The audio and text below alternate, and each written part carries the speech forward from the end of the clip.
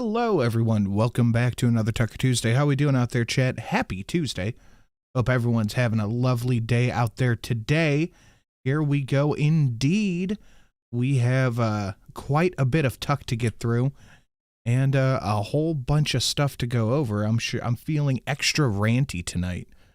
So I hope you guys are in the mood to hear me just pontificate and meander for unnecessary amounts of time.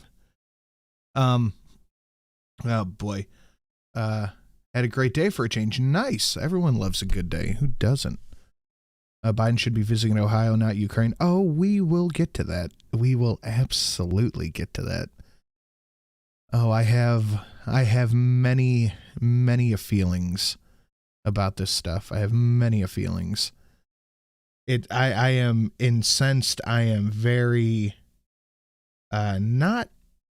I am not happy. Let's just put it that way. I'm not happy with many things happening in the world right now. But me, myself, am doing quite well. I'm doing quite well.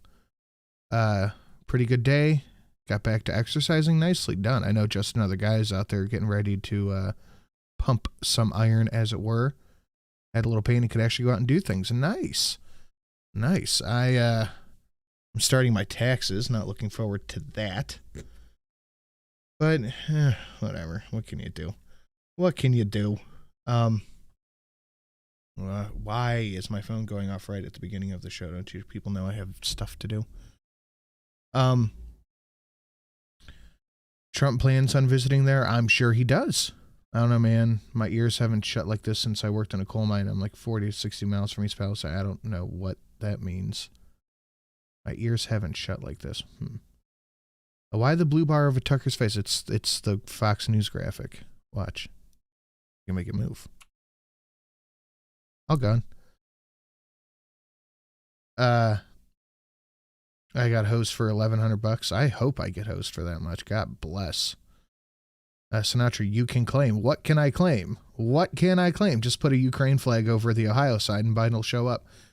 Well, it's all where he's getting his money from. If Biden was getting money from Ohio the way he was from Ukraine, I guarantee you people would have showed up. Or he would have shown up. But, yeah, it's not happening. It's not happening. I'm going to take a sip of my water real quick. We're going to cover the metal factory. Which one?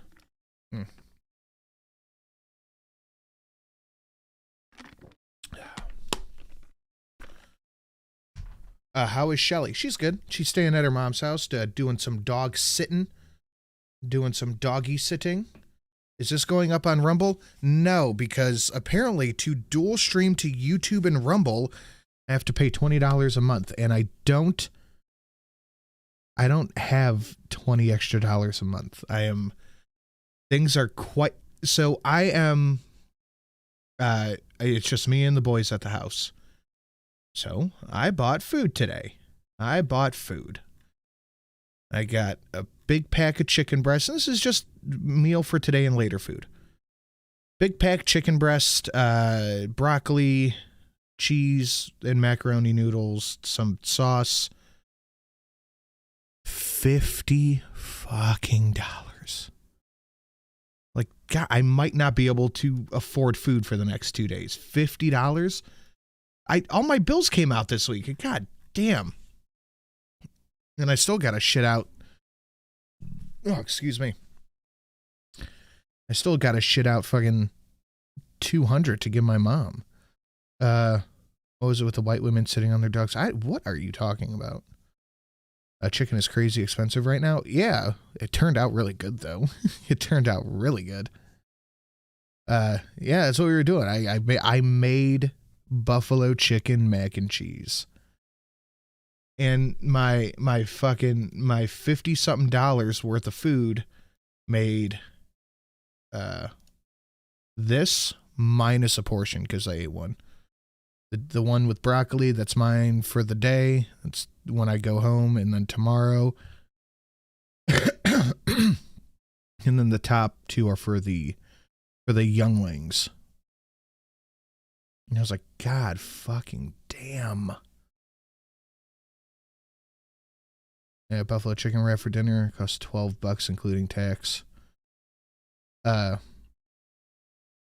chicken comes what? It comes pre infected with plastic. Anyway, I don't want to bitch about prices. I don't want to bitch about that shit. I want to talk about other stuff. Why are you eating so much pasta? It's empty carbs. I put one box of pasta between 5 servings. I went to Five Guys. It was $27. Five Guys is insanely expensive. It's always been expensive, but it's so goddamn good. It's Five Guys is almost worth it. When I went and got the I got the, what the hell was it called? Oh, the grilled cheese double bacon burger. It's like $11, but it was so good. So good. Yeah, okay. So let's get to it, guys. We had a donation before we even got started. Steve Dave for $1 and a chapter of a book. Hi, I'm Steve Dave. For too long now, Ohioans have gone unwanted, uncared for, and unloved. Playing Arms of an Angel would get this copyright striked. Okay, I'm tempted to not read the rest of this. So imagine Sinatra's sad face in need of a bottle of water. If you can't donate, smash like. That is free, fuckers. That's true. That is true. It is free, which you should do. You should smash the like. You should share it out. But you also have the opportunity to unlock a whole bunch of new donations listed down below, which I personally think are God-blessed fantastic. And who doesn't like new things? Who doesn't like new things? That being said, we have we have 2 comma deluxe packages ready to go. We have 2 ready to go. I thought we had 5. I was wrong. We had 3, and then 1 got claimed, so we have 2 ready to go. And where did I put him? Where I can't see. 6 McKinley packages ready to go that can go at any point in time. So if you feel like joining the comic club, you get a deluxe package with all of the stuff in it. If you feel like joining the McKinley Club, you get that package as well. And failing that, we have 1 new Pinky song. And if we can fill the bar up, I think we can get a song either way. Moreover, I think unlocking some new donations would be fantastic. So, guys, if you want to support the channel, on the jalapeno. What this? It's jalapeno. It is the jalapeno. What do I even call that? Well, Spicyuusy. Spicyuusy? Yeah, Spicyuusy. That'll work. Thank you, Cult of Crow. What this? That's what that is. All right, let's get to. Good evening and welcome to Tucker Carlson's on Happy Monday. All of a Don't forget the vitamin horse. Yeah. I think so. I think if we can magically fill this up, we'll let whoever pushes us over the edge decide if they want a Pinky song or a comma song or the horsecock. sudden it seems like Joe Biden is shooting an awful lot of things out of the sky. Have you noticed? It's not your imagination. Last Sunday, of course, the Pentagon took down that enormous Chinese spy balloon after it had already surveilled our entire country from the Aleutian Islands to South Carolina. Again, they shot down the one right over Alaska. You see, February 10th. That one got shot down immediately. But the first one, that made it the entire way over the continental United States. All that says is you can tell what's allowed and what isn't. You thought the trend was over, but no. On Friday, the White House announced that fighter jets had downed an object the size of a car over Alaska. Then on Saturday, an American F-22 shot down another unidentified object over Canada. Then on Sunday, an F-16 took out what the pilot said looked like a flying octagon 20,000 feet over Lake Huron. This apparently was the same object that the Pentagon had dismissed as a radar anomaly the night before as it hovered over Montana. Montana Congressman. Just weird. Weird, huh? And Matt Rosendale was not convinced. He said it looked very real to him, and apparently he was right. But what was it? What exactly were all three of these objects? As of yet, Well, I don't think we're ever going to find out, honestly. I don't think we're allowed to know. Whatever it is, it's not good, but we're not allowed to know. yesterday, nobody seemed to know. Listen to the commander of NORAD, Air Force General Glenn Van Herk, pointedly say that the U.S. government has not ruled out the possibility of extraterrestrials. Because you still haven't been able to tell us what these Aren't they recovering these from the water? So wouldn't they have an idea if they are actually extraterrestrial?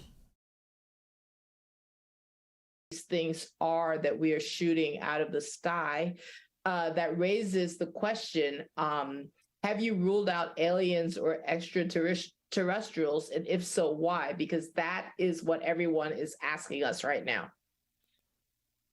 Yeah, thanks for the question, Helene. I'll let the intel community and the counterintelligence community figure that out. I haven't ruled out anything at this point. We continue I don't buy any of this. to assess every threat or potential threat unknown that approaches North America with the attempt to identify it. Could be aliens. So here you have 3 unknown objects in 3 days. If these things are Why would aliens need to use hot air balloons? extraterrestrial, what we're seeing is an alien invasion. And that means at some point they're probably going to demand to be taken to our leader. And what are we going to say then? This is Kamala Harris. She once dated Montel Williams, but now she runs our country because her boss is senile? Ooh, pretty embarrassing. Thankfully, it doesn't look like that's going to happen. Privately, the U.S. government does not believe these things came from another planet. Hey, just another guy. What happened with the package? Whatever they are, they were floating, carried along I got a few people message me, said they got theirs and they enjoyed it. I'm curious what happened to yours. by wind currents. That means they're lighter than air and therefore unable to enter our atmosphere without burning up. They must have come from Earth.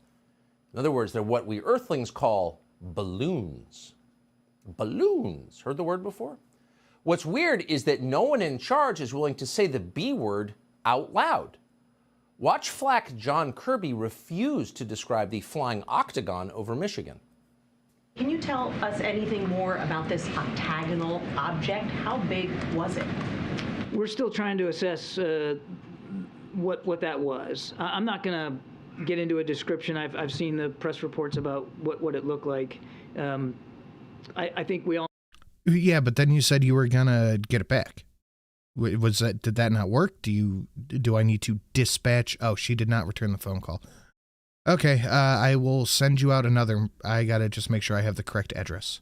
all need to be So we have 5 McKinley Club packages. humble here in terms of what our ability is to positively identify stuff from fighter aircraft that are going several hundred miles an hour past, essentially, in terms of relative motion, a stationary object that was not very big. So we don't know what this exactly looked like, and again, we're still not sure exactly what the purpose of it was or who owned it. Well, he's got a necktie on and he's standing in front of a podium, but is this normal? Is this the way things are supposed to work? We shot these things down, but we have no idea what they were. We don't know where they came from or what they were doing here. That's what he's saying. That's what they're We know that they were surveilling us. all saying, and maybe that's true. On the other hand, this is the same administration that sabotaged the Nord Stream pipeline, the single biggest act of industrial I mean, if just another guy doesn't want the package, I'll take it. You can get your own, or you can somehow get somebody to sponsor you one. terrorism in history and continues to lie about it. So on the other hand, maybe it's not true. NORAD says the U.S. has just readjusted its radar filter, so all of a sudden we're seeing all these objects in the sky we didn't know were there, flying at altitudes that pose an obvious threat to commercial airliners. Okay. And you should take that seriously, especially because it's just been reported, we cannot confirm this, but you've got to wonder, that at least one of these objects was a National Weather Service balloon. Again, unconfirmed, but if that's true, it would mean the Biden administration used fighter jets to shoot down its own balloon, and we really are becoming Fetterman Nation. I saw a post once that said something like undercover cops bust undercover drug dealers in the biggest waste of taxpayer money of the year. I don't know if that's true or not, but that's what I'm hearing now, and I am so upset by this. Our $800 trillion a year defense budget is going to this? Let's hope that's not true. We're starting to suspect it might be. Either way, what we know for certain tonight is that there is chaos in America's domestic airspace. That has never happened before. It's not a good sign. There's chaos on the ground, too, a lot of it. 10 days ago, for example, a train derailed in East Palestine, Ohio. That's about 50 minutes outside Pittsburgh. Apparently, there was some kind of mechanical failure. We still don't have details on what that failure was. Of course we don't. We do know about 50 cars, so they subvert his views, which are also the views of voters, the American people. What do you think Tucker's O-face looks like? I think we're looking at it. Thank you, Doc. Railed, at least 10 of them were carrying thousands of gallons of highly dangerous chemicals, including vinyl chloride, which causes cancer. Watch. It started with a thunderous boom, then a huge plume of thick black smoke that could be seen for miles.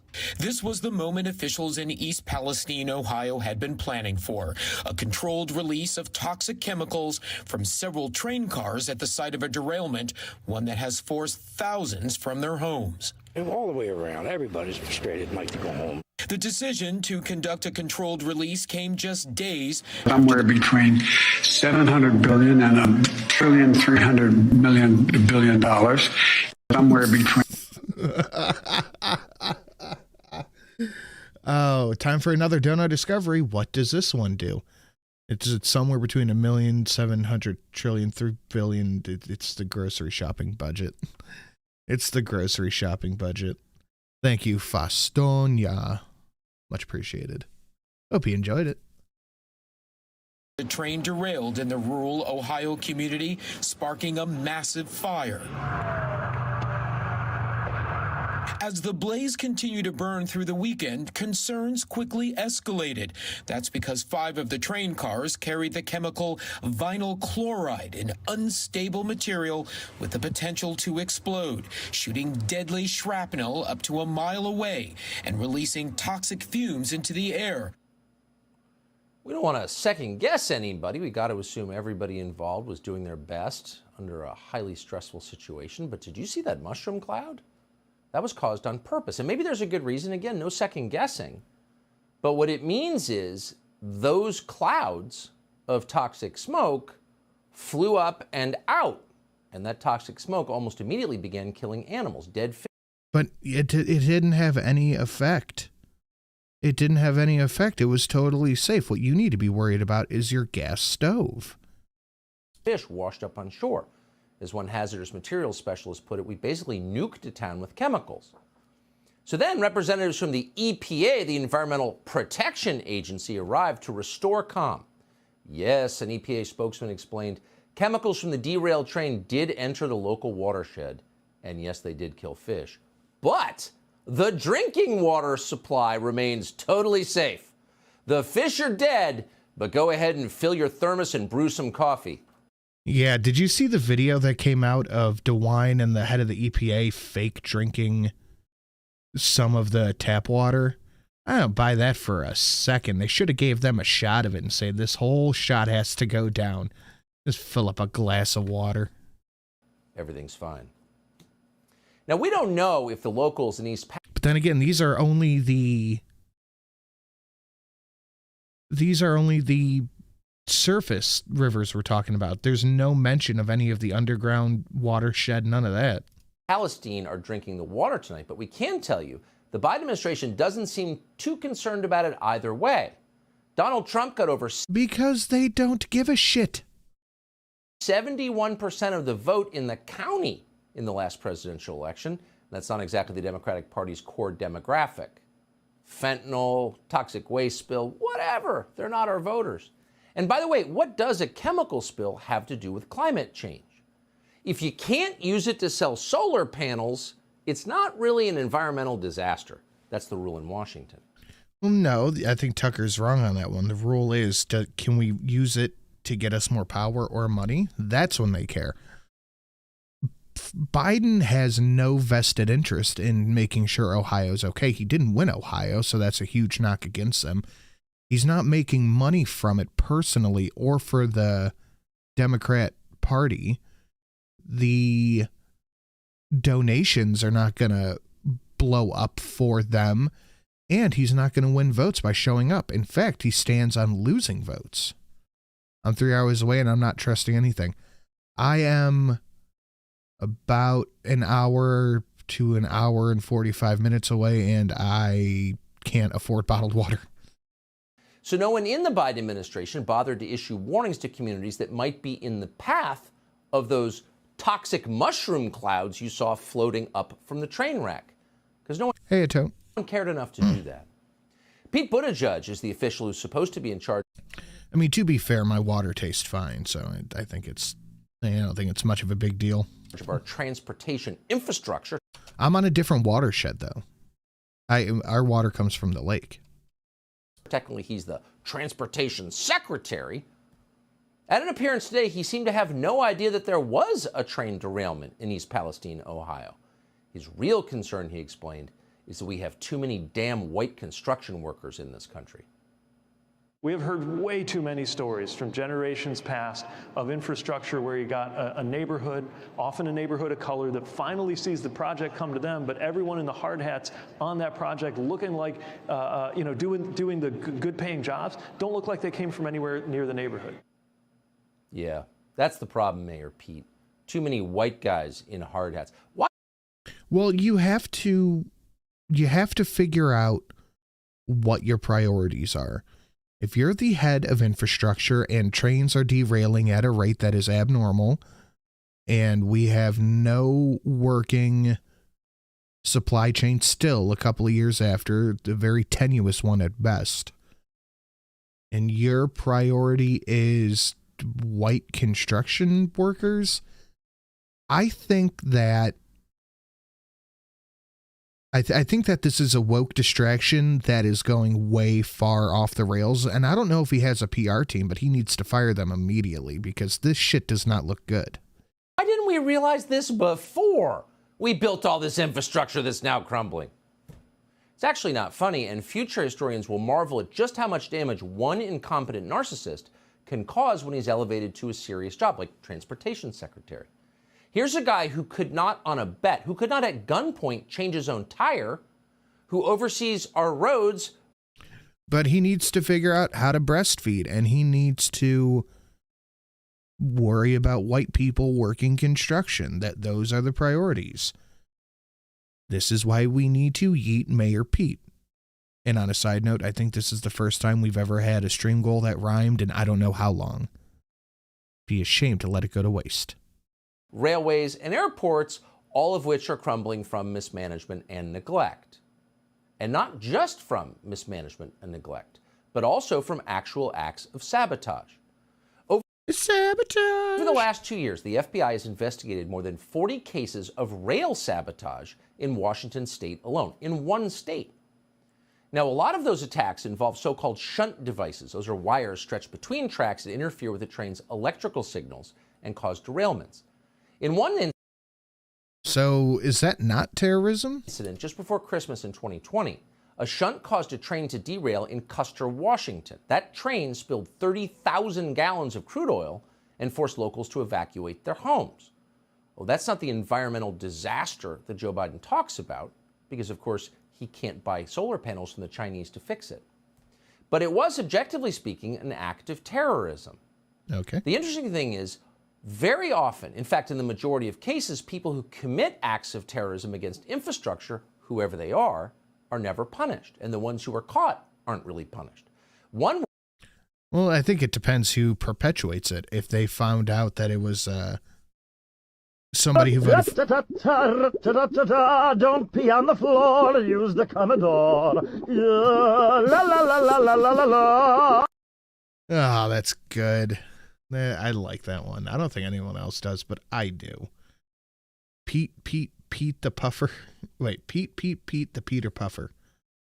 Peter Puffer picked a pack of poorly managed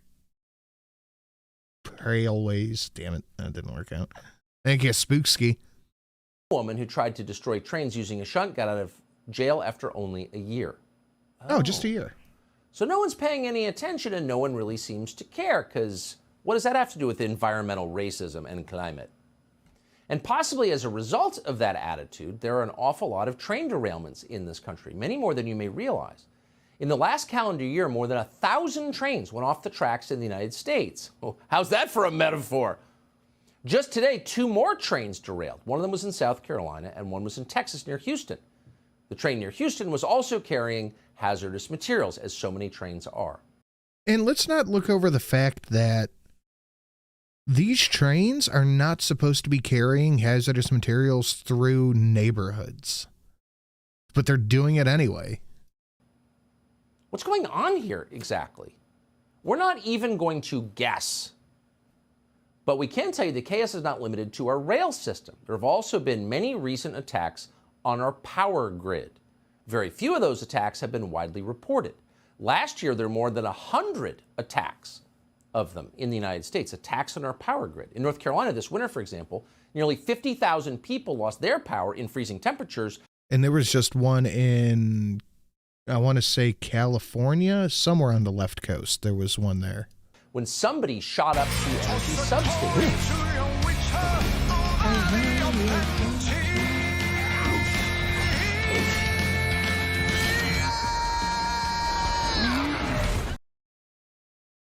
Use this to get some drinkable water. I'd prefer you not turn into a human glow stick. Not gonna lie, it'd be kind of cool. Thank you, Jacob. I'm not in the watershed, but I will buy a case of water for that. Much appreciated. And so on. Why is it not a big story? Oh, it's not a story at all. And then, of course, at the same time, we've also seen a series of bizarre accidents befalling the food industry, threatening our food supply. That would include unexplained fires and plane crashes in processing plants, to chicken feed that seems to stop egg production. Boy, next they'll be coming for the water. Oh, wait. What, Oakland? I forget where, but yeah, there was one. Less than a month into the Biden administration was also a highly sophisticated attack on the water supply outside Tampa. Pinellas County Sheriff Bob Galtieri says a water treatment plant operator first noticed the remote access hack. Sam's Club is almost out of bottled water this past weekend. That's not surprising. People get so panicky, but I feel like this time, and I thought so during COVID too, I feel like this time they were correct about it. When COVID first started coming around, I was definitely on that. How's the construction going your way? Did it get done? I think they wrapped it up today. The bad actor increased the amount of sodium hydroxide, or lye, in the water supply from 100 parts per million to more than 11,000. For the 15,000 residents of Oldsmar, Florida, the increase of sodium hydroxide in the water supply could have caused vomiting, chest, and abdominal pain. This type of activity and this type of hacking of critical infrastructure is not necessarily limited to just water supply systems. It can be anything. Oh, an attack on our water supply. That's weird. I didn't read that in the New York Times. But what's interesting... I would also like to point out that... What's his face?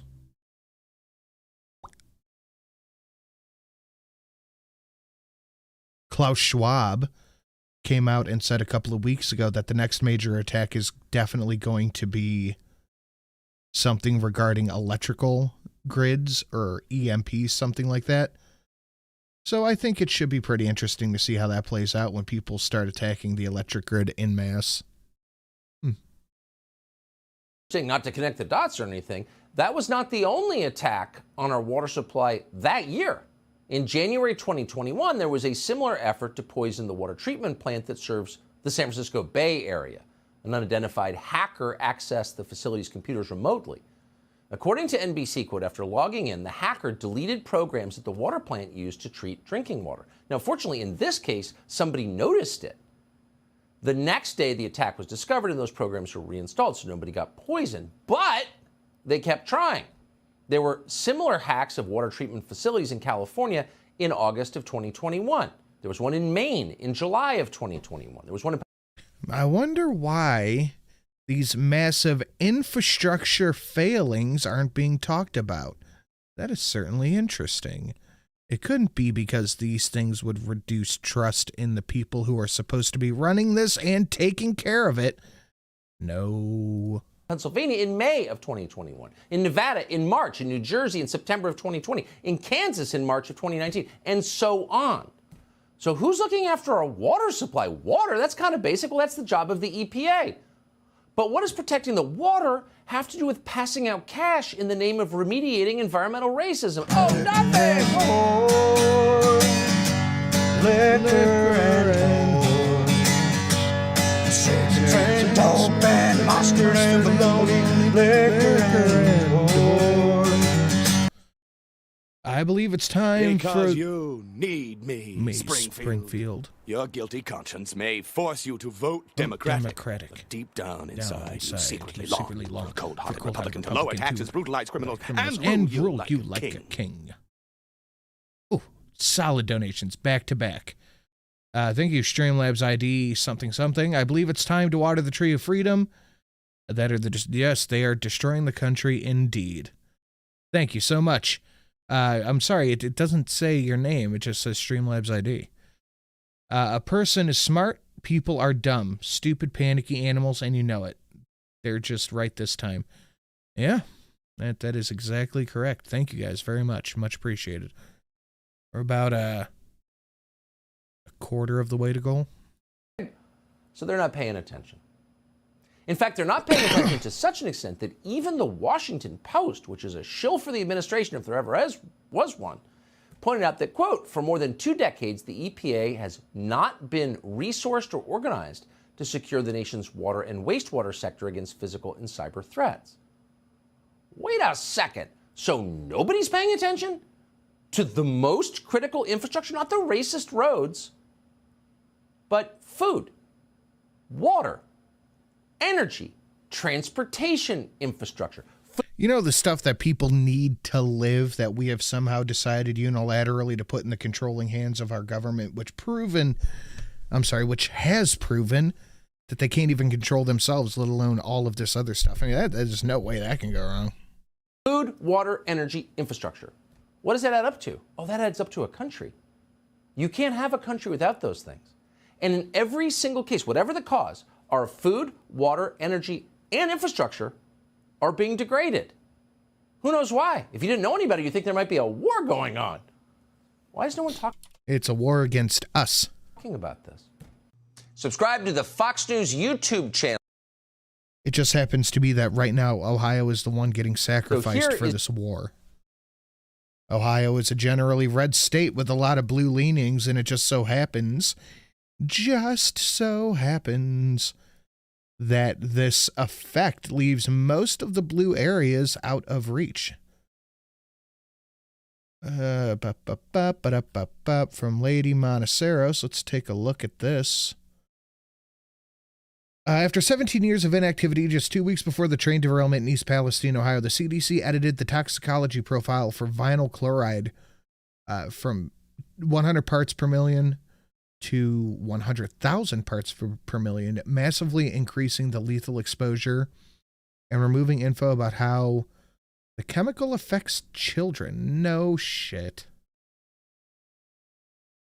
Huh.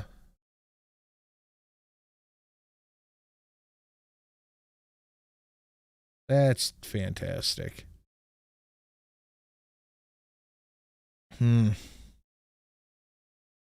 Very interesting. It'll get much worse before it gets better. No, it'll get worse before it gets worse.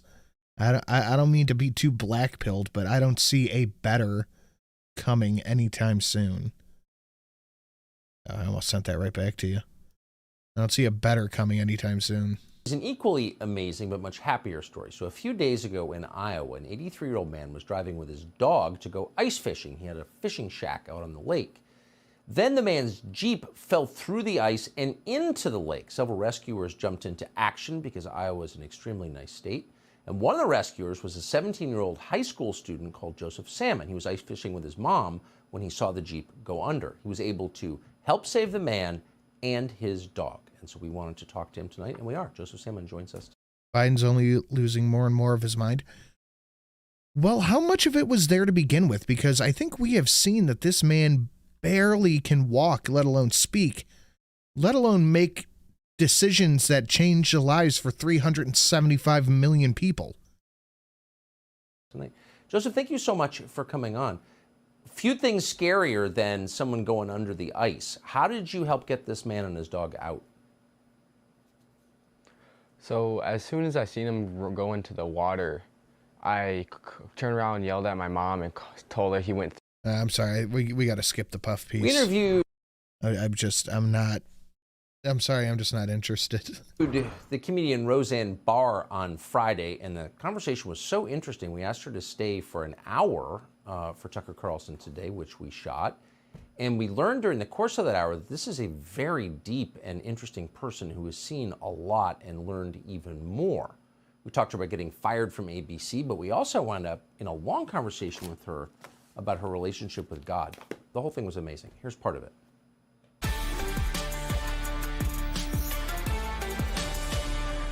Any deviation from their narrative. Holy shit, she looks old. She is old, but wow, she looks old. How old are you, Roseanne? 70. Yeah, she looks it. I haven't seen her in a long time. Is a racist or a whatever, you know? Transphobe, homophobe, racist. Any deviation from their fascist boot in your face makes you a racist. She's on point, though. I can't say she's wrong.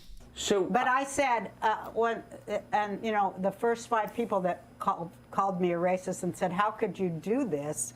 They were African American. And Sarah Gilbert sitting there next to me, and she goes, don't answer them. Just let it go. Just let it go. And I'm like, 5 in a row? I'm hardly going to let it go. I'm hardly going to let it go, because that was always their thing, is just say, don't, you know, just ignore them. Let them call you a racist. Don't defend yourself. Don't defend yourself. So I said. Actually, I don't know how I feel about that one, because racism, homophobic, all that stuff literally means nothing anymore. So if someone's calling you that, all you did was disagree with whatever their leftist opinion was. It could be anything. Literally anything. And if you say you disagree with the EPA, you're racist because smog affects black communities more or something. No, I'm not going to do it your way, even though you are so proper and just love it. Love your proper privilege. But I'm going to step out and be a loudmouth Jew and open my mouth. Sorry. So I feel like, hey, what I said was true and it was prescient. So F you all. You know? I like your attitude, and of course I agree with you. I had to get it from like going down in bed. When this happened to me, I fell in bed and people were calling me and I couldn't even speak. I mean, I had a nervous breakdown. I couldn't walk or speak or think. You must have learned a lot from all that suffering. I will bet that being a public figure like Roseanne is and having people do this to you is just insane.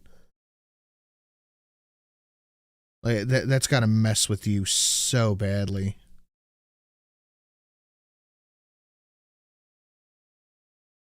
No. I learned, the greatest thing that I learned is that my faith that has always kept me strong. Okay. Skip. Good evening and welcome to Tucker Carlson Tonight. East Palestine, Ohio is not a huge... Nothing pisses them off more than ignoring them. Well, that's the thing. If you're having a conversation with somebody and you say you disagree with how the EPA is running stuff, if you disagree with anything, again, major leftist, they call you a racist. Like, okay, well, you're not actually answering anything that I've said. Place. It's a town of about 5,000 people, not far from Pittsburgh. For many years, East Palestine was known as the place that produced dishes and cups and pitchers for America's hotels. The enormous ceramics works there employed much of the town. That's all gone now. And why did you skip? Because I'm not super hip to all the God talk. Honestly, I don't want to hear it. We all have our faith, and I don't need to hear Roseanne Barr's take on God for a minute. Predictably, East Palestine is a lot poorer for it. The median household income in the town is now less than $45,000.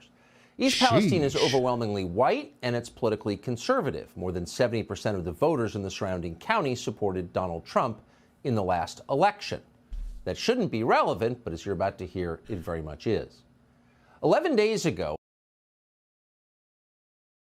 Holy shit, that's ash. I don't think that's snow on the ground. I think that's ash. A 150-car train derailed in East Palestine, and when it did, it spewed poisonous chemicals onto the ground and into the surface waters. After the crash, the Ohio State EPA found evidence of butyl acrylate in the Ohio River, as well as in the creeks and streams that feed it.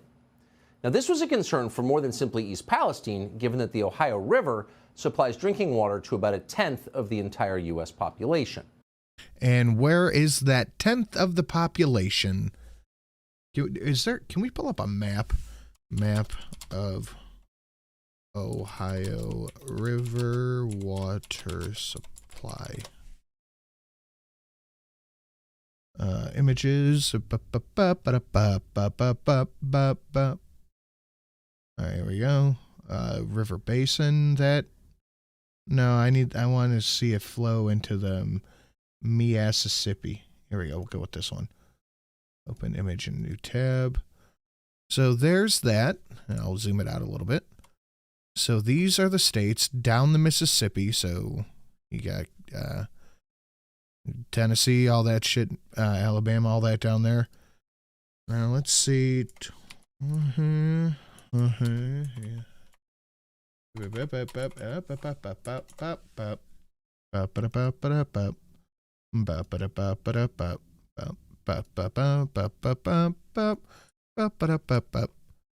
So the Ohio River, West Virginia, Kentucky, Tennessee, Louisiana, all this stuff went red.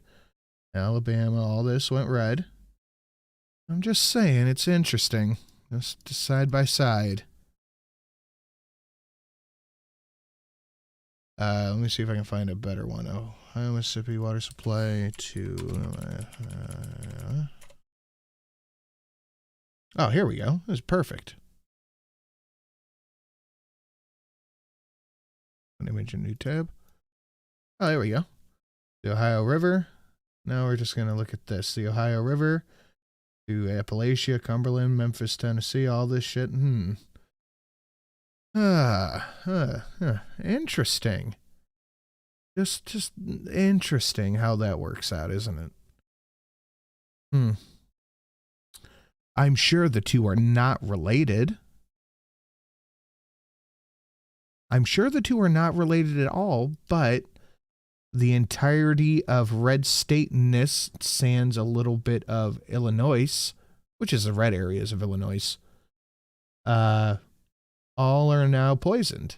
It's just activating some almonds. So this train derailment was an environmental disaster.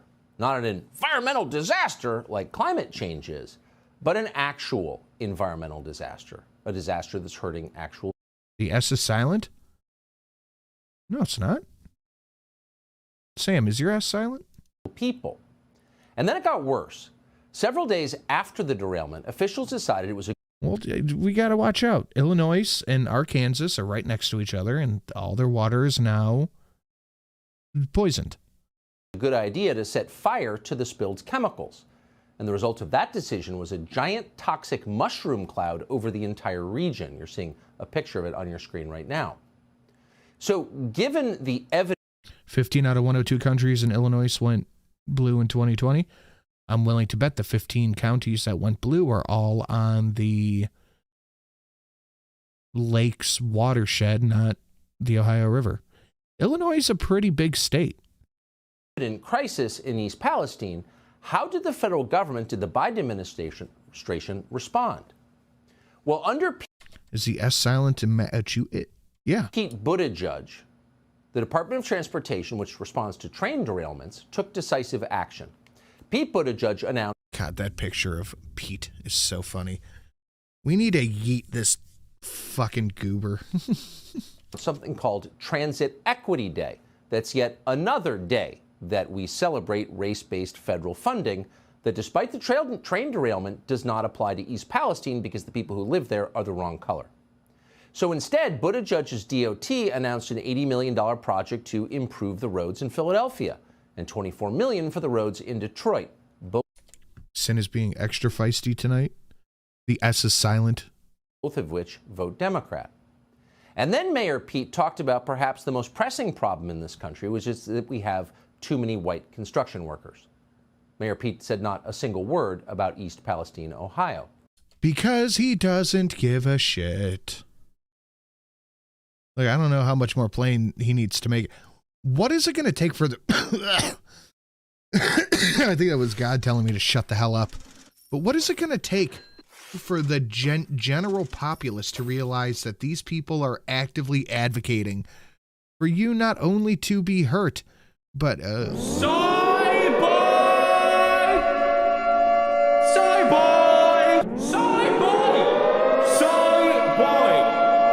What an absolute soy boy. New one for the Dono Discovery. What does that do? Soy boy. Thank you, Fastonia, for the 2150. Let me annotate that real quick. That was another one of those that were really high that no one hit anymore, so we just lowered it down. Soy boy. Safe. And that's not because everything was under control there. As the DOT was busy tweeting about Black History Month and transit equity, the governor of Ohio... Oh, okay, yeah, that's what I was saying. What is it going to take for the average American to realize that these people are not only actively advocating against our best interest, they are actively trying to hurt people who don't support them, whether it's through stuff like tax increases. Wait, that was 2150, not 21, right? Yes. Hold on. Now you got me double checking. I just want to know what it's going to take to wake the average American up to see the reality that is in front of our eyes. I guess would be the right way to put that. Let me reset StreamBoss real quick because I don't know what that stuff is, but I don't want to leave it up. Damage per dollar, 1,000, set StreamBoss. Okay, should be fixed. Ohio announced that controlled burn of chemicals from the derailment could potentially kill thousands. And that shouldn't surprise you because vinyl chloride, when burned, turns into phosgene. That was the single most deadly poison gas used during World War I. And vinyl chloride was one of the chemicals on that derailed train in East Palestine. Here's the governor of Ohio. Norfolk Southern Railroad is planning a controlled release of the vinyl chloride at approximately 3:30 p.m. The controlled release of the toxic chemical. Our lovely Goblin Mayor DeWine has been just so awful in his handling of this. Chemicals also has the potential to be deadly if inhaled. Those in the red area are facing grave danger of death if they are still in that area. Those living in the orange area are at risk of severe injury including skin burns and serious lung. So why do they think that this area is just a couple of city blocks? It looked like a giant butthole in the sky. Lung damage. To state the obvious, all of you need to leave as well, and I need to leave as well too. So. Notice the tone and the chuckle at the end. That's Governor Mike DeWine of Ohio, a great defender of Ukraine. And he's just announced that, well, thousands of people in his state could die. But he doesn't seem panicked by it. It's not. He doesn't really care. Not a hair on fire emergency. It's not like Kyiv is in peril. So after. When did they start calling it Kyiv? Because I swear to God it was Kiev a couple of years ago. When the hell did they start calling it Kyiv? After that controlled burn of the deadly chemicals, officials told residents within East Palestine that if you live within a 2-mile radius of the derailment, you had to shelter in place and keep your windows closed.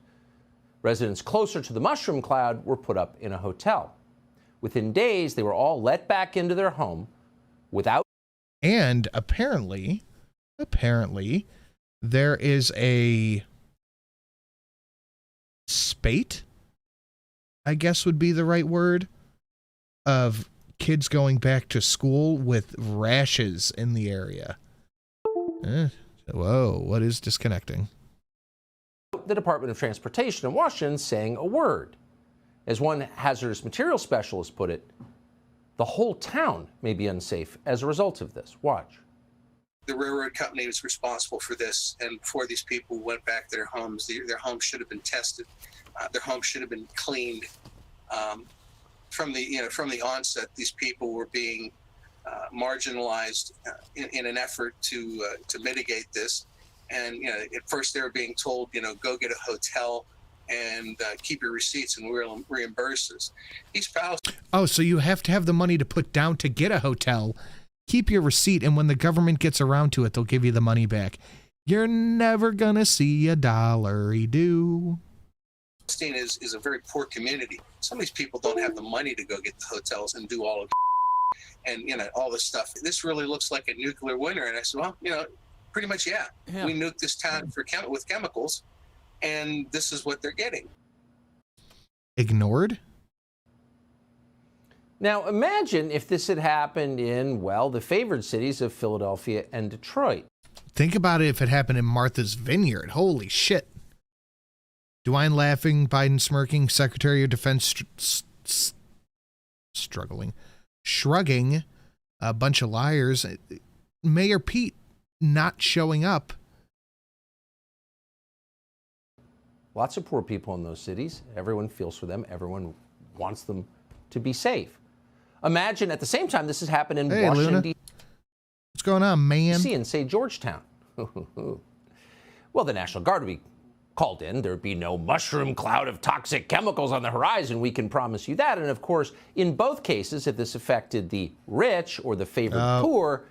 I see your point, Fustonia. Cut. Paste. Question. Okay. Yep. Done fixed it. I fixed it.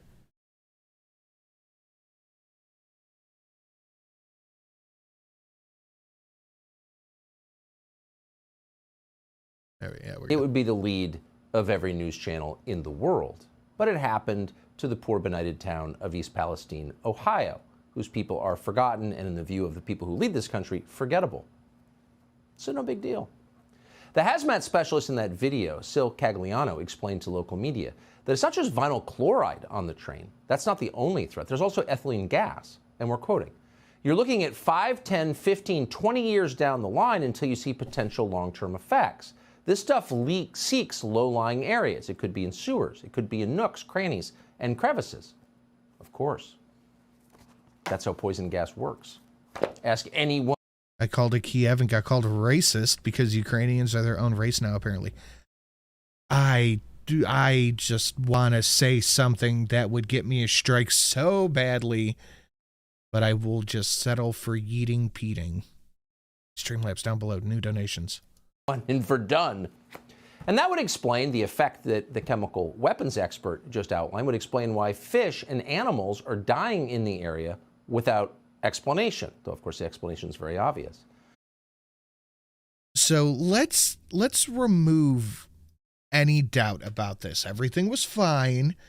There's a giant chemical disaster and animals start dying, and nobody is going to go, hey, I think I know what caused that. One resident in East Palestine says his foxes are sick now. Watch this. Oh, shit, I coughed right out of it. One resident in East Palestine says his foxes are sick now. Watch this.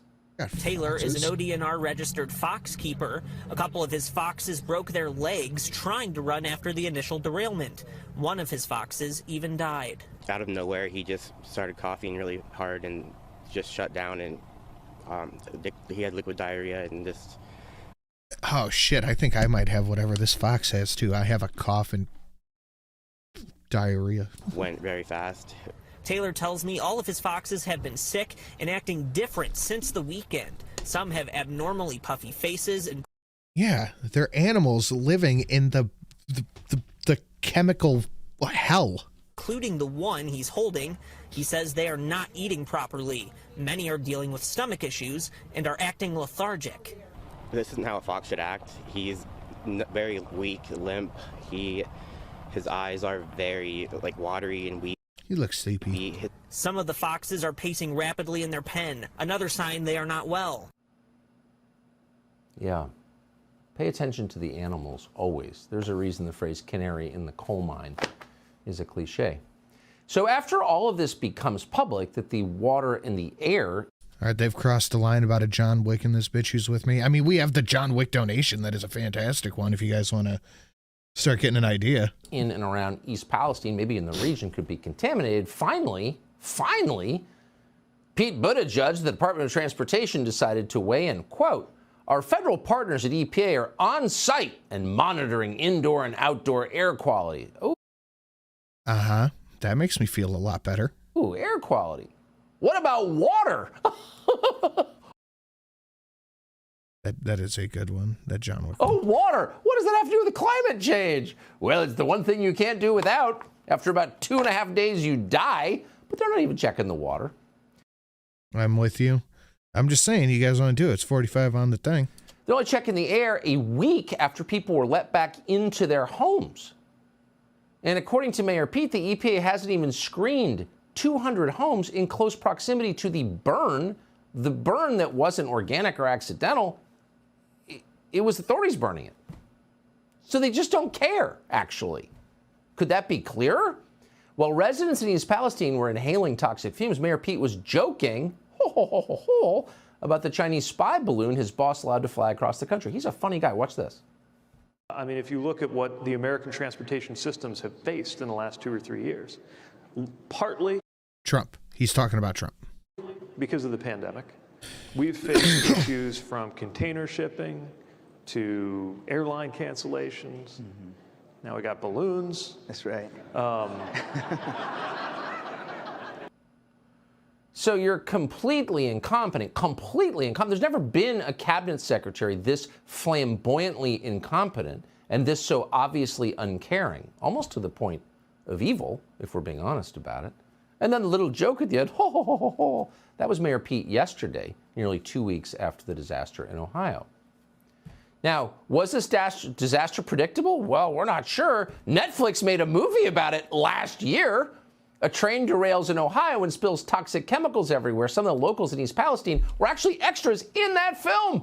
How did I not know about this? But no one saw it coming. It never could have happened. Right. Well, it is coming out now. And again, we're not exactly sure why this train derailed, but according to a report in Jalopnik, the train involved in the derailment, Norfolk Southern, lobbied federal regulators for about a decade so they wouldn't have to improve their emergency brakes.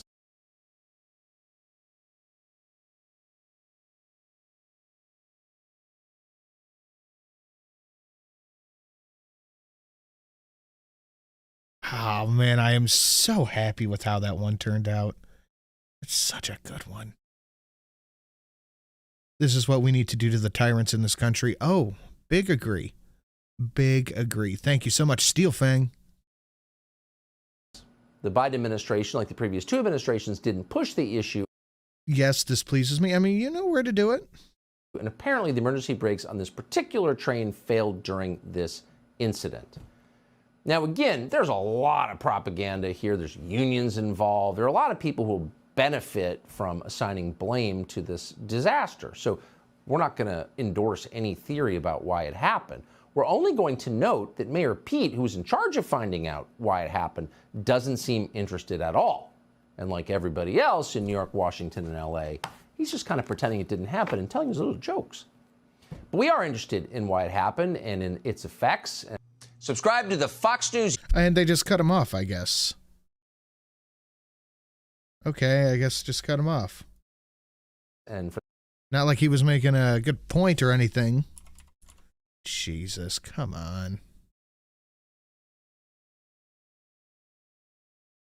For that reason, we're grateful to be joined right now by Nathan Izotic. He is a resident of East Palestine. He lives just 2 miles from where it happened, and he joins us now with his wife, Kelly. Thank you both so much for joining us. Are you...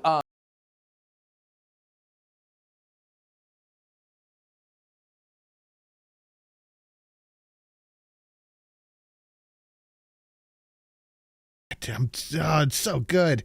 Jacob, for the foxes, motherfucker. For the foxes. Thank you so much, Jacob. Can we get a big thank you to Jacob and Fang? Incredibly generous. Thank you guys so much. Knocking us up to about halfway to goal. Yes, we are. Very. I bet you are. Are you seeing effects? I mean, it seems from our That guy's face is melting literally on live television. What do you mean, are they seeing effects? perspective, hundreds of miles away, like there are dangerous chemicals in your town. Are you seeing the effects of that? We are seeing them locally inside of our bodies, what we're experiencing. Local I'll look inside her body. fish in our creeks have died. Oily Oh, you just said crick. It's a different nation down there. sheens and coloration in our water. Constant smell of burning plastics and chemicals in the air. Issues with our dog, vomiting, acting lethargic. It's scary stuff here, Tucker. Well, it's horrifying. It's horrifying. It's a nightmare. And again, if that had happened in Washington, D.C., no one would be living there right now. Is there any federal presence? Are you getting the sense that anybody to whom you send your tax dollars every year cares about what happens to you? At this moment, unfortunately not. No. So there are no EPA officials in hazmat suits, no one from... Oh, yeah, that's a helpful sentence. We're from the government, and we're here to help. Uh-huh.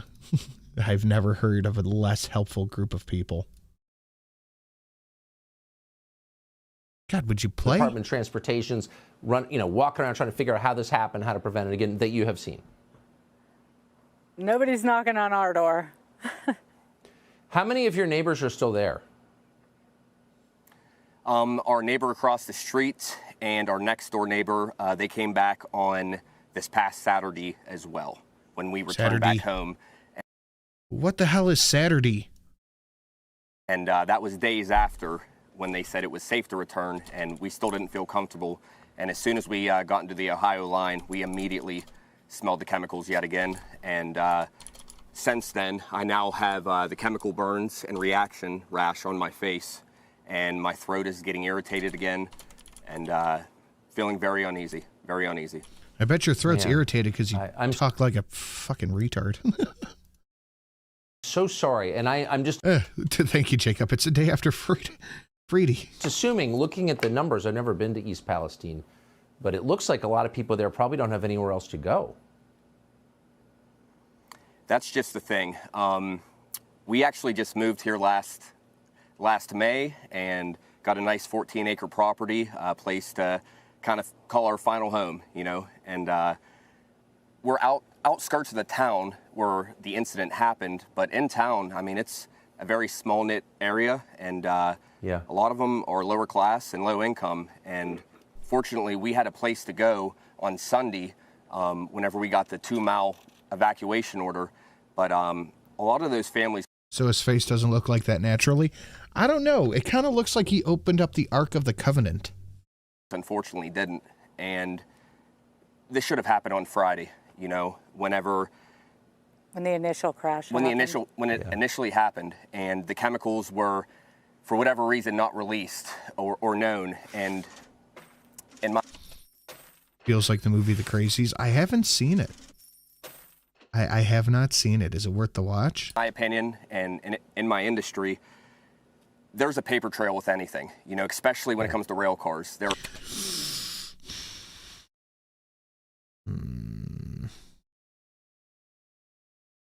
SDSs, there are manifests, and even if they didn't know, benefit of the doubt, what happened then, it's a simple call to the producer, and they can have it to you in minutes. So there's a lot of fishy stuff going on. Yeah. They know what's in their rail cars. Of course they do. Nathan Kelly, thank you for joining us, and Godspeed. Shut up!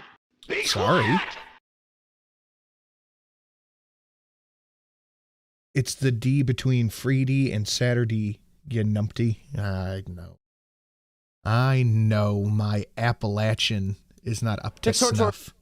Is a video journalist who is on the ground there in East Palestine, Ohio. He's spoken to business owners and residents of the town. He joins us now. Nick, thank you so much for coming on.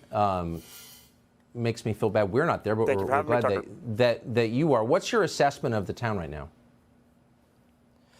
So what's going on the ground is a little bit different from what you might see in the media. The sentiment from the residents seems to be that they are super annoyed at how the federal government, how the Biden administration in particular, is handling this situation.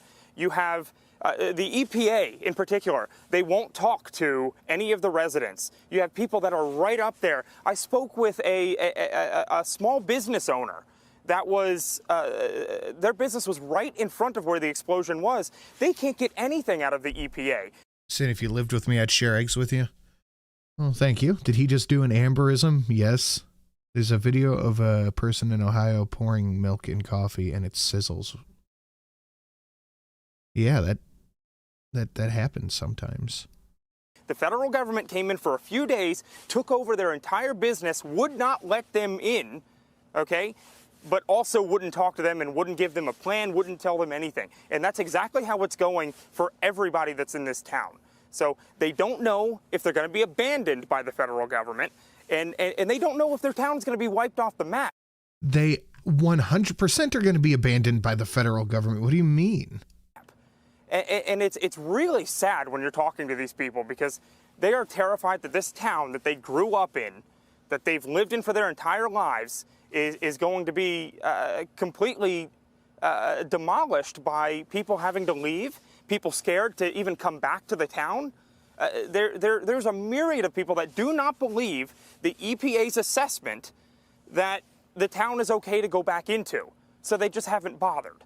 And that is a really scary thing, to think that the federal government cannot be trusted enough to be able to tell us whether or not it's safe to go in an area like this. Well, they forced the COVID vaccines on the... I think that this is not at all what they are making it out to be. Country, so I think they can't be trusted. But I'm just interested, as a factual matter, is the EPA tracking where this cloud of chemicals went? I mean, it was a local problem, it became a regional problem. Do we have any information on the effects of those clouds of chemicals? Yeah, so I personally think, and this is just me, not an ecological, I don't know what the right word is, but I think that dumping all this stuff into the atmosphere definitely might have some, maybe, possibly repercussions. Tucker, the EPA is not releasing a lot. Dance for my money. Da, da, da, da, da, da, da, da, da, da, da. Hooray for payday tomorrow. Take you 20%, you mook. Hope you get paid more than that, Steve Dave. Thank you. Of the data that they've supposedly been collecting. They were supposed to release data last week on water samples, right? How was the water supply contaminated? Was groundwater contaminated? They have not done any of that. Okay, that's another thing that residents are complaining about a lot, because they don't even know if they can trust their own tap water. They don't want to turn on their taps. A lot of these... To be honest, most people here didn't trust their tap water beforehand either, if we're just putting it all out there like that. People do have wells, but they have no clue if their groundwater has been contaminated. It's just, so, I mean, it's how do you beyond live belief. like that? This is America. This is a first world country. I mean... Yeah, or was. Nick Sorter, I sure appreciate that report from the scene in East Palestine, Ohio. Sir. Thank you. Subscribe to the Fox News YouTube channel to catch our nightly opens, stories that are changing the world and changing your life. From Tucker Carlson Tonight.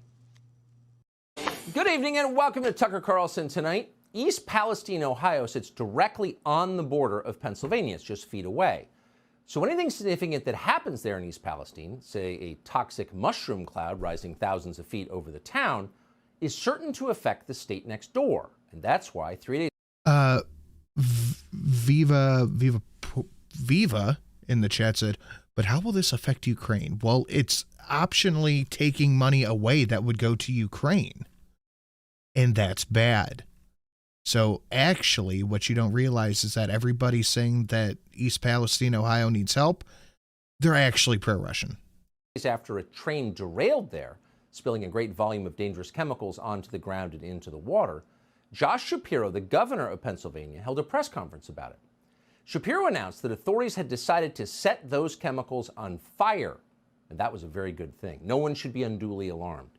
The burning of these chemicals, Shapiro said, had gone, quote, as planned. Officials on the scene, meanwhile, As planned. As planned. Declared the burn, quote, perfect.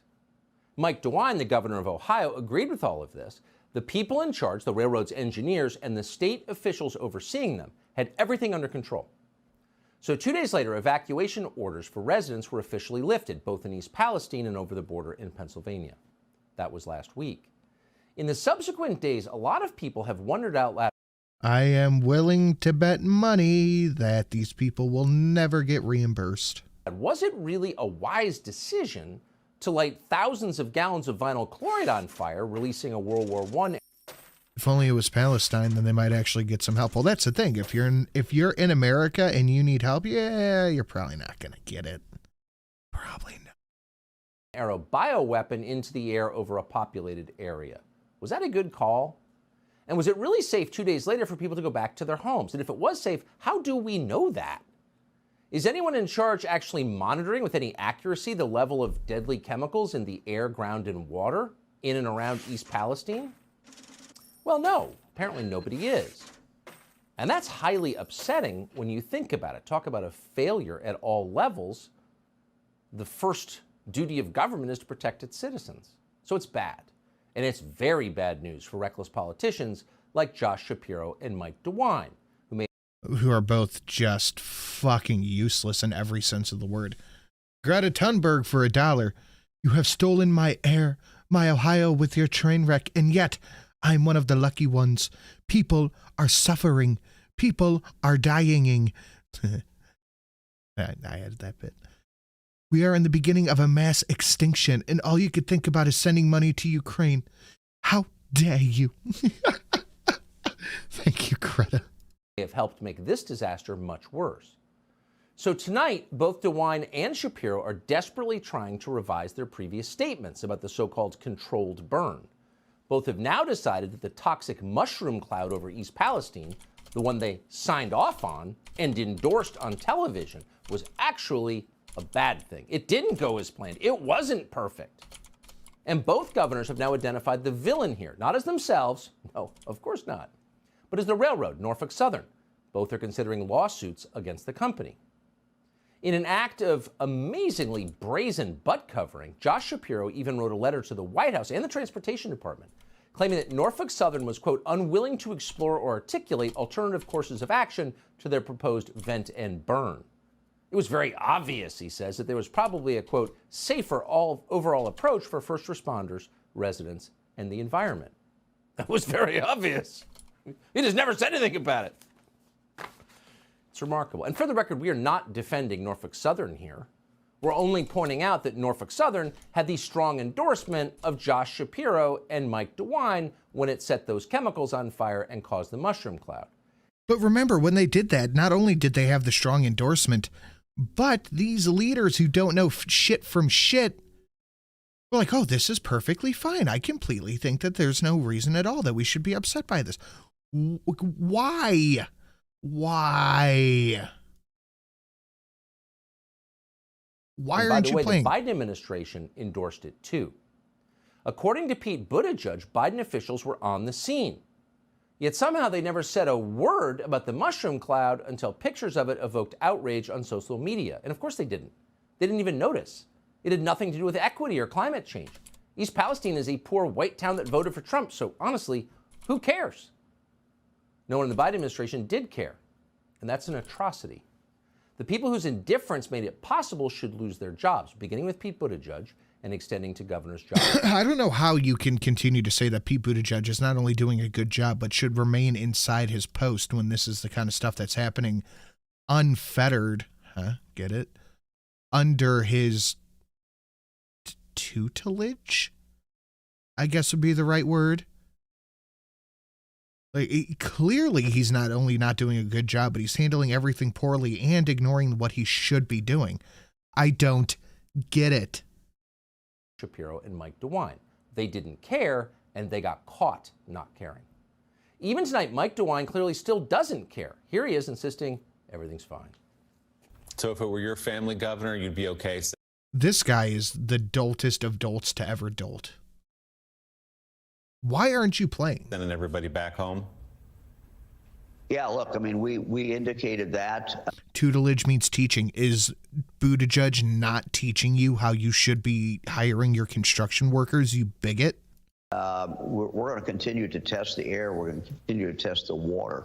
But what that is indicating is that it is very, very safe. Yes, we indicated that. Kind of a clinical response. And a dishonest one, because of course Mike DeWine is not living in East Palestine, and there's no chance of that ever. Animals in East Palestine are dying by the thousands, and you don't need to be a chemist to know that's not a good thing. The town has been poisoned. Residents worry about what's still in the air, soil, and water of their rural community. Don't tell me it's safe. Something's going on if the fish are floating in the creek. Ohio officials confirming some 3,500 fish died in local waters in the days after the derailment, but insist extensive testing shows there's no threat to other wildlife or humans. They say... You driving your truck around is an existential threat to existence itself. But releasing this into the atmosphere is perfectly healthy for all wildlife in the area. There's only anecdotal evidence of residents getting sick and no confirmed connection to the hazardous chemicals aboard the train. Oh, there's only anecdotal evidence. Also called observed reality. Maybe Tony Fauci will show up soon to lecture us about the science.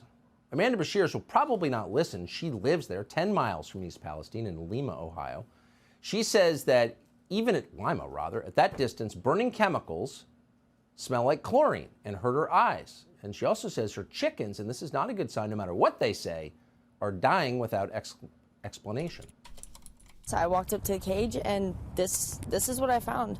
Amanda Bashirs was going to feed her 5 hens and rooster this morning when she discovered them all lifeless, practically in the same position. And thus the price of eggs goes up a little bit more. With no signs of a predator entering their enclosure. I'm beyond upset and quite panicked because they may be just chickens, but they're family.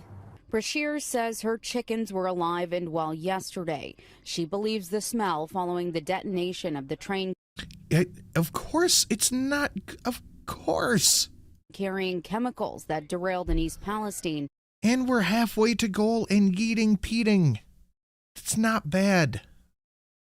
Is to blame for her bird's sudden death.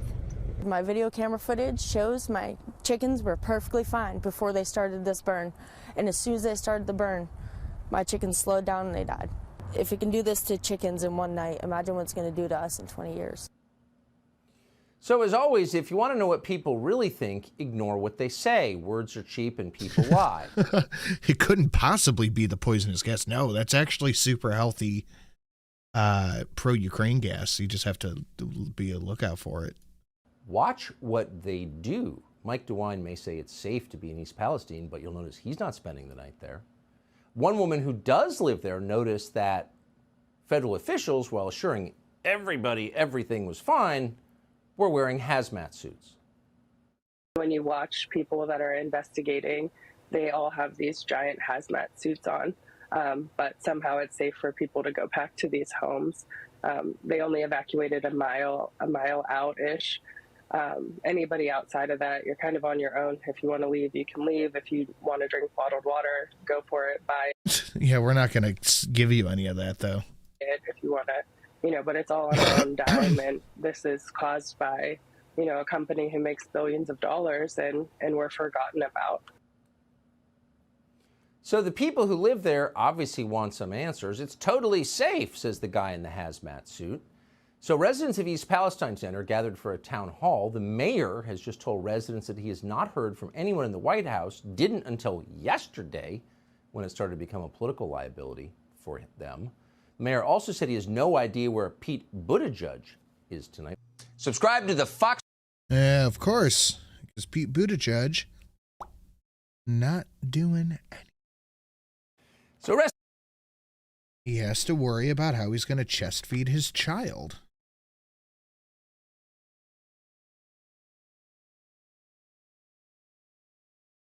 Why does the air smell like wet hay? Why does my eyes burn? That's not proper grammar. Rest easy, ladies and gentlemen. A special counsel is supposedly looking into Joe Biden. They haven't produced anything that we know of, so the Daily Mail has to fill the gap. They just found proof that Biden's brother Jimmy, Fast Jimmy Biden, was hired by a construction company to negotiate with the Saudi government while Joe Biden was vice president. Not sure why this one didn't show up, but don't trust the canary in the coal mines. Nope, stop talking, go to jail. Thank you, Punch Drunk. President, because he's an expert on Middle East construction. We're also learning that the University of Delaware, like the University of Pennsylvania, made a ton of money from, can you guess? Oh yes, China, after Joe Biden opened a fake institute there. The dumbest man in politics has an academic institute. A source tells Fox News that the FBI recently searched the University of Delaware twice for classified documents belonging to Biden. The FBI is still assessing whether there were any classified documents there. Peter Schweitzer is probably the most talented digger into information like this in the United States. He's president of the Government Accountability Institute, and we're really happy to have him join us tonight. Peter, thank you for coming on. What do you make of this? What does it mean? It's very important. I mean, look, Tucker, if you look at the nexus of these financial ties that the Bidens have with China, you have to go back to the Chinese state, and you also have to go back to Chinese intelligence. Let's keep in mind, Hunter Biden got 3 big deals in China. Some of that money he shared with James Biden. You know, potentially it went to other family members. If you look at all 3 of the businessmen that made those deals happen, those ties are there. The first one was a guy named Che Feng. He helped set up Hunter Biden on that BHR private equity deal that netted Hunter perhaps $20 million based on estimates. When he set Hunter Biden up with that deal, Che Feng was partners with a gentleman named Ma Jian, who was the vice minister for state security in China, with responsible for foreign recruitment. That's from Hong Kong corporate records. The second deal that was set up for Hunter Biden was a guy named Henry Zhao. Henry Zhao transferred $5 million into one of Hunter Biden's accounts. At the time he did that, Henry Zhao was business partners with the daughter of the former Minister of State Security, who ran the entire spy apparatus of China. If you look at Chairman Yi, the CEFC, the energy company, his previous job was working for Chinese military intelligence. So when you're talking about money coming from China to the Bidens, when you're talking about concerns about classified records, when you're concerned about what did the Bidens actually do in return for that money, these are all very serious, legitimate questions that I don't have much confidence at all that the Department of Justice is going to look into. It just seems so obvious. I don't know why we're not allowed to talk. Well, I know why we're not allowed to talk about this, but come on. I mean, these dots really do connect. And again, I have confidence in no one more than you in getting to the bottom of complex money-related stories. But is there any doubt that what looks like was going on was actually going on? Yeah, I mean, Tucker, you know, you and I both went through the Cold War, at least the 1980s. Imagine if have you heard apparently Tucker's getting access to the entirety of the 1/6 footage? I have heard that. I'm excited to see how it comes out. Ronald Reagan's family or Jimmy Carter's family took, you know, tens of millions of dollars from Russian businessmen linked to the KGB. Would there be any question at all that this requires serious investigation? Instead, what we're getting from a lot of people is, well, you can't prove that a crime was being committed. It's an absurd standard that needs to be looked at. Peter Schweitzer, great to see you tonight. Thank you. So you remember Sam Brinton? Oh boy, we are so far behind. We're going to try to truck through these. He was the world famous MIT trained nuclear waste disposal expert who ran the program for Joe Biden while he's in court. And just had a penchant for stealing women's luggage. Today, he's accused of stealing ladies' underwear in their luggage at a bunch of different airports, presumably wearing it. It's not weird, by the way, don't judge. Today he was at a preliminary hearing for stealing a $2,000 bag from the airport in Minneapolis. Brinton's lawyers had filed multiple requests for him to attend the hearing remotely, saying he's having, and we're quoting, employment issues. He sure is. The judge denied that request. Yeah, nobody wants a felonious weirdo on their roster. No rollover. No, I'm keeping the rollovers to Thursday if I have time, because my days are just literally unbelievably packed now. But the judge... And after this, I have to start working on a thing for Pinky and hopefully get it done tomorrow morning before they start destroying stuff. Did accommodate a far more significant demand from Sam Brinton. He went along with Brinton's request to be called MX. We're not going to guess how to pronounce it. MX Brinton instead of Mr. Brinton. So the bottom line is our gender fluid nuclear waste expert friend may be going to jail for up to 5 years, and he may not have a job, but at least he's not being misgendered. Subscribe to the Fox News YouTube. And honestly, mixed gendering himks is the worst thing.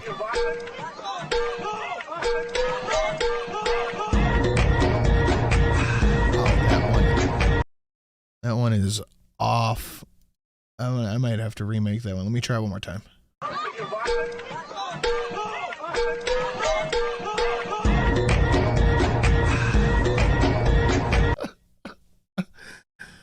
This kind of crap needs to be happening in places like LA, New York, Chicago, not hardworking, level-headed America. I don't know about that, but I think that if it did happen over there, it would have a much different response to the one we're seeing right now in the middle of red country. If this was happening in a place where, you know, Democrats are actually held to account and they have a chance of losing power, you'd see a much, much more different story. Is this? I mean, it does take some experience with the chemistry to really know that. Sil Caggiano is an expert in this. He's a hazardous waste authority. He says the town of East Palestine has effectively been nuked. He joins us tonight to explain what that means. Sil, I appreciate your coming on. How do you, having spent your life assessing things like chemical spills, how do you assess the condition of East Palestine tonight? It's very troublesome. These poor individuals, through no fault of their own, became victims of systemic failures within the rail transportation system, and it manifested itself in this mushroom cloud that they had to experience in their town. One of the reasons why I made the comment about we nuked a town with chemicals is because there was somebody from Darlington, Pennsylvania, who was videoing the cloud that had went over his property. And you could see fallout coming out of the cloud going onto his property. You know, totally normal, nothing to be worried about stuff. And I'm looking at it and I'm saying, it reminds you of one of those apocalyptic shows where the nuclear fallout's coming out. And I thought about it and I says, well, yeah, we basically did nuke a whole town just to get a railroad going, back in service. And earlier on, I got involved in this because news media were not being told the truth. Days into this, no, train consist was available. They didn't know what they had. And that flies in the face of logic. If you're going to mitigate a problem, if you're going to have your fire department and other responding teams take care of it, you should know what the heck you've got. And it got to the point where they were showing me pictures of train cars, the local media, and I was identifying what was in based on UNID numbers or train car numbers. And when they told me their plan, at that point you had a few cars burning. They had unmonitored hand lines there keeping the tankers cool. And then I find out that they're pulling the unmonitored hand lines keeping the tankers cool. I said, well, that's just going to cause the tanker cars to heat up, which they did. And then they announced that one was very near catastrophic failure. And I said, well, if they don't put water back on it, it's going to continue to heat up and it's going to what's called a blevy, and it's going to damage other containers. And then I was told, no, they're going to detonate all these cars so that that doesn't happen. I could tell you, Mr. Carlson, I've been looking at rail incidents over and over because in Youngstown, Ohio, there's 3 rail lines that run through our town. So as a chief and as a instructor, I trained my guys to anticipate stuff. And I would go case study after case study after case study, coming up with different scenarios just to keep it going. And I've never once in 39 years ever heard of them blowing up train cars, dumping all the chemicals into a trench, and lighting them on fire. I was dumbfounded. Yeah. And when you lit this stuff on fire, you were creating phosgenes, you were creating hydrogen chlorides, you created this plume, and up in this plume was all the incomplete combustion products of everything that was there. So the stuff that's totally okay to just put in the atmosphere and into the water. Nothing to worry about. Stuff, if you looked at the guy's video, stuff is precipitating down into people's property. There's a lot of questions, and the answers came slow. And, first you get, well, now we found vinyl chlorides in the water. Well, yeah, no joke. You're going to find that. And it seemed like everything was drips and dribbles. Instead of, one of the things I learned is you tell the truth, you tell it all, you tell it first, and you tell them how you're going to solve the problem. And none of that was forthcoming. And I began to worry about, what the end result with this was going to be. They had evacuated 1 mile, and I was telling the media they better do like 1.5, 2 miles. Well, subsequently after that, they went to 2 miles. And then within a few minutes, a few days, they were bringing everybody back. And that was pretty much just in time to open up the rails, and there was no testing. There's got to be some plan going forward in this cleanup and recovery to test. They're not going to go back on it. This is delusional. I mean, he is correct, but it is still delusional. They're not going to go back on this. They're not going to turn around and in 2 months go, actually, it was really bad and we just didn't say anything. They are going to, any cleanup that the government does put forward here is going to be put under lock and key indefinitely. They have already made their bed, and they will not let truth leak out. Get it? Will not let truth leak out about this and how bad it really was, because it makes them look bad. I mean, they already look bad, but it makes them look worse. And if they find out, if people find out that they lied about it, it makes it look that much worse. Apparently, Biden's working on international treaty to have the WHO control us when a pandemic is declared. It's set to happen before the 2024 election. That'll be fun. Yeah. I mean, if you find asbestos in your building, you contain and remove it. You don't blow it into the next county. It just seems self-evidently insane. Sil, I appreciate your coming on tonight. That was really, really interesting and sad. Thank you. Subscribe to the Fox News YouTube channel to catch our nightly opens. Stories that we're living through the most political moment in American history, but maybe we're just paying attention more now, but this really does feel like the most political moment. Stories like the one you just saw transcend politics. We don't know who anyone in that tape voted for, but we know exactly how they felt as human beings, afraid and alone. And that's what happens when the government ceases conducting its most basic duty, which is to protect its citizens. And they won't. They won't protect you. They've said that out loud, and everybody knows it. Again, no matter who they voted for. And so increasingly, Americans are having to defend themselves. And once again, anyone who tells you you can't defend yourself is your enemy. So here's an example that is amazing, and we think you'll agree that it is. In Tampa last month, a woman called Nishali Alma was working out in her apartment complex's gym. And because she's a kind person, she let in a man who was trying to open the door. That man then attempted. Yeah, I've been to the gym when there's no one else there. If I see somebody trying to get into the gym, I kind of shrug, because I'm not letting you in. I don't fucking know you. I'm not letting you in. Yeah, $300. Thank you very much. I'm not letting you in. It's just stupid. This lady fought like a fucking champ, though. To rape her. You're seeing the footage on your screen right now. Now, Nishali Alma did not have a gun. She was in a gym. She should have used, I don't see any free weights around. What kind of gym doesn't have free weights? Plates, something. But she's extraordinarily tough, and she was able to fight off the man who was trying to rape her. His name is Xavier Thomas Jones. Thomas Jones was later arrested after he tried to rape another woman in the apartment complex. The resilience and the strength you see in that video is so inspiring and so perfectly captures the best part of America. That is good for her. Damn. Good job, lady. That we wanted to speak to Nishali Alma tonight, and she was gracious enough to agree. She joins us now. Nishali, thank you so much. Smash. For coming on. Anyone who watches that video, and again, it's not a political point, but just has to stand back in awe at your ferocity. How did you summon this? So this man is bigger than you, and he's totally determined to hurt you, and you literally fought him off. What were you thinking? In my head, you know, whenever it was happening, I wasn't really fearful.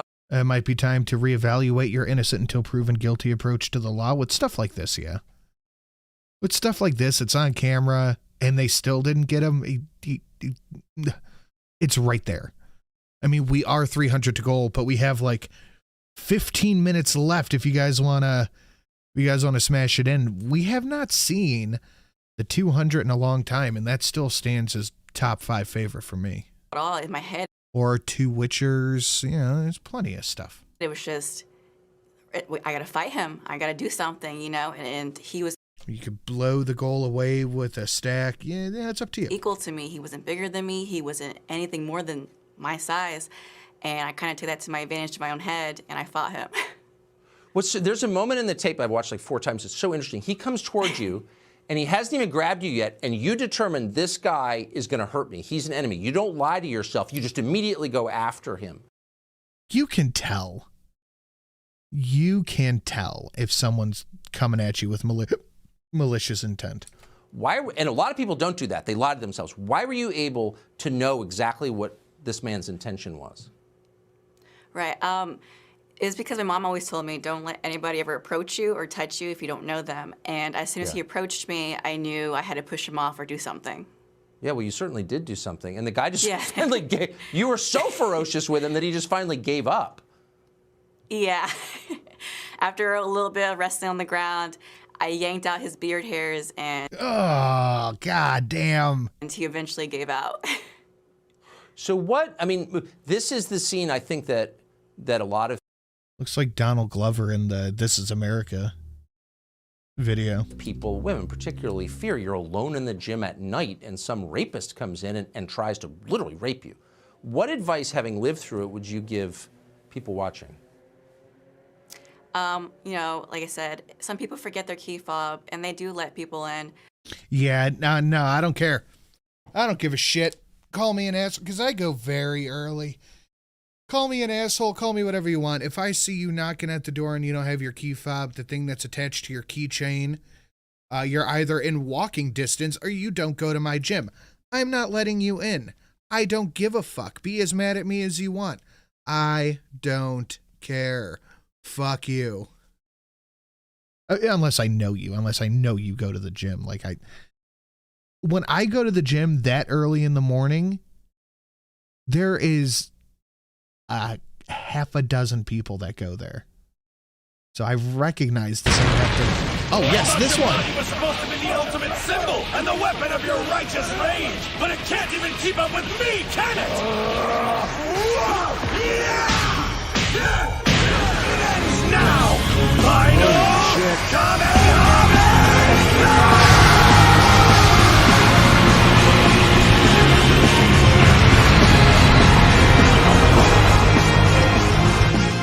Behold my perfect divinity! Be perfect in hell! God damn. Now, I know that Stream Boss is not accurate, but I cannot reset it so it makes you Stream Boss because it's your, it's the ID, the stream ID. So I don't know. I see your name. Thank you so much, S. I really appreciate it, S. Can we get a big thank you to S out there in the chat? Incredibly generous. God, that's such a cool fucking donation. Thank you so much, S. I really appreciate it. I'm just going to go ahead and turn that off too, actually. Because I don't know what it does, and I don't like that. I don't know. Thank you, S. Oof. No, it's not that, Joshua. For their kindness of their hearts, but always be cautious, always watch your back, and if you're ever in that situation, fight back. Amen. Amen. Fight back.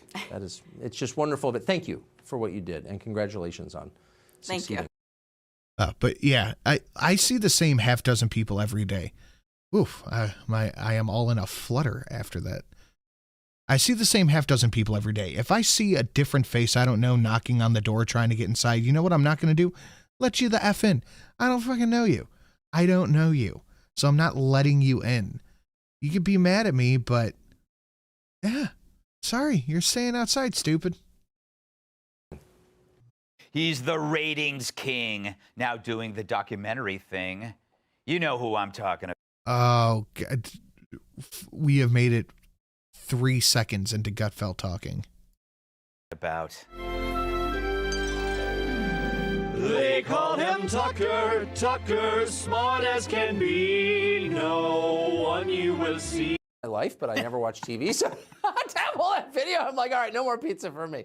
Yeah, that is the question. Do you want a song or the horse? Did you enjoy that little thing we made for you? I think you should replace the opening of your show with that. That was a homage more to pictures Flipper. of me. Oh God, it makes me sick. Yeah. Hey, here's what we learned, Greg. Actually, that if you were to offer up a program that was actually funny and not terrified, you could probably beat the existing offerings in late night comedy. Because there's that hole there. It's something that you should think about. Yeah, you know, it's true, and I'm kind of worried that once they figure out I'm out of a job. I like the fact that they haven't done that yet. The only funny person other than this, or funny thing other than us, is Don Lemon. Like he's truly the funniest person on television. It's great. No, it's so interesting. It's like you're beating. Oh man, I have a really hard time trying to watch Gutfeld. Guys, I'm doing my best. Them because you're better. Okay, you're inherently funny. You have like native humor that's better than theirs, but you also just like aren't terrified. It's not a complicated formula. Like if you're Stephen Colbert, who is talented, I've always thought he was talented, and then you become like a shill for Pfizer because you're so afraid of getting yelled at by your wife or whatever's going on in his personal life, and then you lose. Then, like, doesn't it occur to you, I'm humiliating myself? I'm being beaten by Greg Gutfeld? Like, maybe I should... No, but they can't because they're in a fear spiral. And so it's just wonderful to see you dominate. So the everything behind, I'd say, cancel culture or this death of comedy is fear. Yes. Do you think... Yeah, I think so. I think that's accurate. I've pretty much figured that was the case, but where do you see the fear emanating from? Like, what is it? What is causing the fear? You said it could be the wife, but what is it? Do you think there's something larger going on? Well, I mean, there is not to be theological, but there's a spirit of fear that's descended on the country. You know, the levels of paranoia, looking over your shoulder, checking yourself before you speak. I mean, they've all risen. It's no longer a free country on the most basic level. In other words, people don't feel free, and that's really what matters. So there's that. And anyone who's willing to say what he really thinks and observe reality as he sees it and not filter it through some sort of, internal propaganda machine, that person has to make a conscious effort not to be afraid. I mean, you deal with this every single day, of course. Be quiet! Shut up! Be quiet! Indeed. Be quiet and shut up. I want the horse. Why? Yeah, it is you. Why?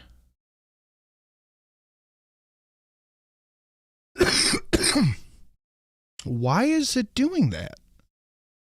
Huh. I want the horse, FYI. Yeah, huh.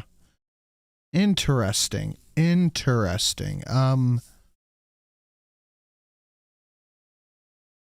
Okay, I will, I'll figure it out. Thank you, Steelfang. And at the end, oh, wow, that cracked my back so well. Holy shit. Oh, man. Oh, it gave me chills. Ooh. Ah. It's like 15 vertebrae just decompressed. That's amazing. Ah. I think I heard it. Oh, man. Whew. Ah, yes, the horse. Let me, in my euphoria, just pull that up. What? Oh, yes. 'Cause there is no cock like horse cock. Send your asshole in the shock, give me horse cock, of horse cock. Grab the loop and slam the day away. As I take more cock, horse cock. Shut the door and turn the lock. Is your cock a horse cock? You will never hear me say nay. It's been so long. It's been so long. Thank you, Steel Fang. Much appreciated, buddy. Let's get a big thank you to Steel Fang out there. You beat it. Like, you push down those feelings of fear and conquer them, and then you win. And so I guess that's kind of what shocked me, is why aren't more people doing that? Is the fear like so overwhelming that they're willing to like destroy their careers? You find yourself like making a joke defending Joe Biden. You're just sucking up to power. Don't you hate yourself? You have, I hope they do. You have comedians on your special. Also, you have Jim Norton. Yeah. Jim Norton is amazing. Was it hard to get people to even talk to you? Because, you know, this show has a hard time, and I've talked to Adam Carolla about this, that, like, there are comedians that would love this show, but then miraculously, like, so for some reason, they cancel, and you know it's an agent or a PR person or whoever, a significant other. You know? That's totally right. And it's not just, you know, the middle-aged, unhappy, rich lady wives who are putting this pressure on comedians. It really is their managers and agents and the people who, you know, gatekeep throughout the entertainment business. Of course. On the other hand, like, success in itself justifies, I think, what they could do if they weren't terrified. In other words, like, if your agent's not going to support you, then get rid of your agent. Yeah. You don't need an agent, actually. It's deeper than that. And the problem really is this loss of self-confidence and low testosterone levels. And, like, people are totally... No successful back crack that time. Convinced if they just obey, they'll get through it. And what they don't understand is that when this finally ends, they're going to look at themselves in the mirror and hate what they see, and their children won't respect them. Like, there's a huge cost to becoming a bitch. I mean, that's just true. I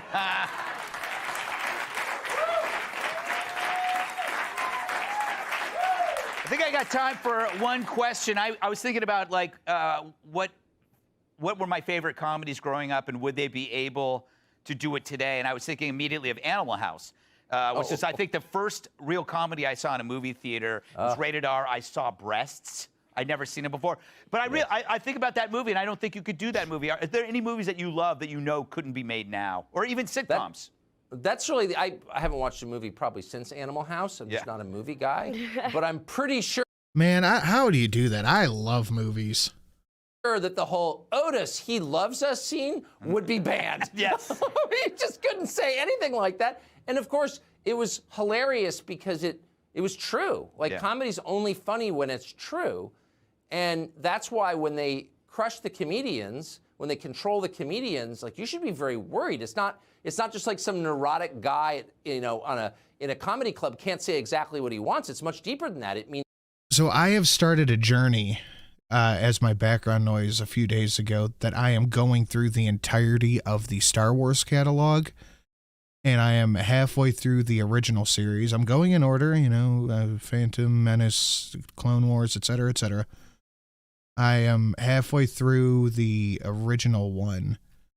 I have not seen any of the new ones, so I don't know what to expect. The people in charge won't allow criticism of themselves, and that's totalitarian. So God bless you for what you're doing. That's really what I learned. Thank you, Tucker. And it's Fox Nation. Is it available now? Is it available now? It's available right about now. Yeah, you just got to figure out, you know, Fox Nation, which is super easy. Yeah, it's very easy. Once I figure it out. There it is. It's streaming now. Tucker, thank you. Talk to you soon. Good evening and welcome to a special Friday night edition of Tucker Carlson Time. Oh, this is a long one. How much do we have left? Oh yeah, we got enough for a Thursday show. We'll just save it for then. That's fine. That is fine. You should give the original extended universe, the ones before Disney decanonized them, a read. I'm reading a whole different thing right now, so I'll give that a wait. I'll give that a little bit of a wait. But guys, that's it for now. Thurs on Twitch. I'm thinking the Thurs on Twitch. I should have time for it. Thank you for coming and hanging out. Thank you for an incredible show tonight. Steel Fang, thank you for the big 200. Much appreciated. Guys, have a lovely, lovely evening. Make sure to keep an eye out for the AAA meeting tomorrow at 5:30 on Polydupe's channel. Have a good one, guys.